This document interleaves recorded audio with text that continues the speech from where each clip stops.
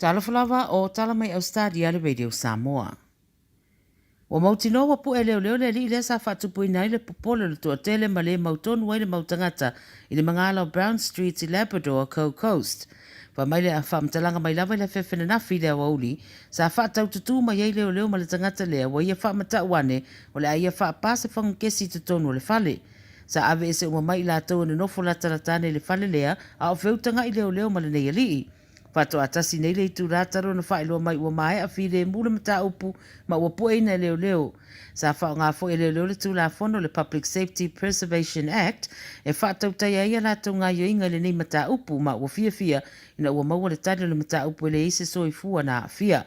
O iei li pote lo ta waina wa ia le tamu mo e se mai se tinama sana tama mai le whale lea i le awauli na nafi ai le iyo o ina anga i atu loa leo ma amata whai whiutana inga ia nga i mai fafo lea tangata mo suenga. Paftai e leo le lango lea tunu au whenga iai mau la tu tiute.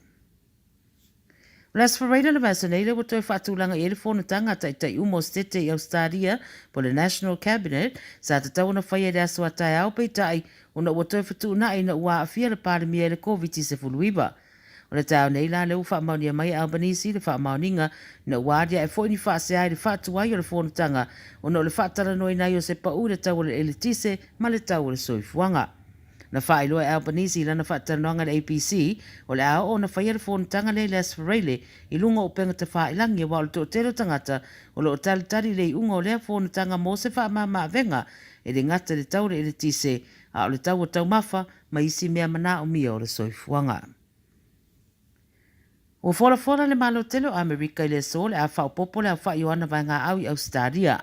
O wha iloa ia whamtaranga i se whaeroa inga whai whaatasi le Minister o le pui ngā Ausetalia Richard Miles ma le Minister o le vai whafo Penny Wong ma sui o le whai ngā malo a Amerika i Washington.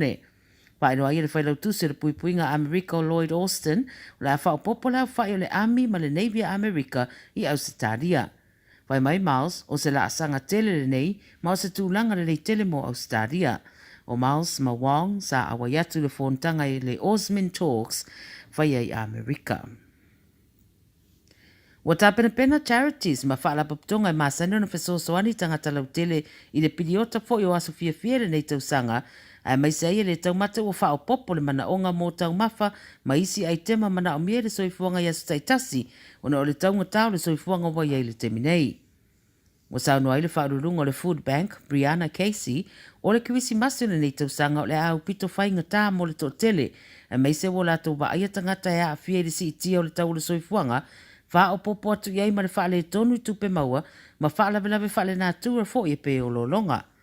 Wa mai ia whaalapaputonga wo la tō wa aia le nei tausanga le tō tele o tangata mana o mire fisoswani, mai lava le masino November, ai i isi tausanga ua tuanai e masani lava e pēna o te sema whato asi i tia le numera o tangata sa iri fisosoani. E le ngata i leo i tu ai ngā tangata fo i wanga i atu sa iri fisosoani i nei whalapaputonga o tangata o lo whai ngā ruenga mai la tau e iei mō kesi. O se tasi o i tū whai ngata ua mai tawina nei au nanga o le taunga tā telo whala au mata ma whala au aina o lava i le apu ma le whai. Wai mai le Salvation Army o le tō telo tangata o lo tāro sanga o tangata o lo whai ngā luenga a ua le mawhai lava i le taunga tāro soifuanga o na wha a ua u le wha soa i vai aso taitasi. Tala mulimuli wa whaasalaina nei le kampania le Uber e le whaamasinonga le Federal Court o na o le whaasese i ana paanga e whaatatau i tau whaataitai o au nanga ma le tutongi o le whaalea o ngā ino se whainga malanga po o le cancellation trip. Ua whaasalai e tutongi le 2 miliona le awhai mai li poti o se whaasalanga e maua lalo atu na i loa se au whaisao la tau whaatatataria.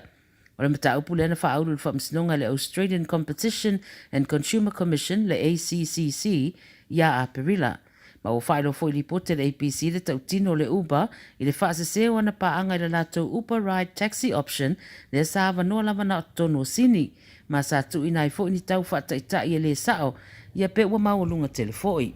O le whaasalanga la o na o whaailo tau whaasese pe a whaalea o ngaina se malanga o whaasala e tutongi le se fulu walu afe ma le tolu afe tutongi mo le sao tutongi talawhea ngai mo whainga malanga o na maua leo le luas putasi afe o polo ina e tutongi le company le upa. Tala na le Radio Samoa mai Ausetalia mo le nei fuia salulu tato whelo e fuia soa tai au mo se whaapoponga whaasoi fuia.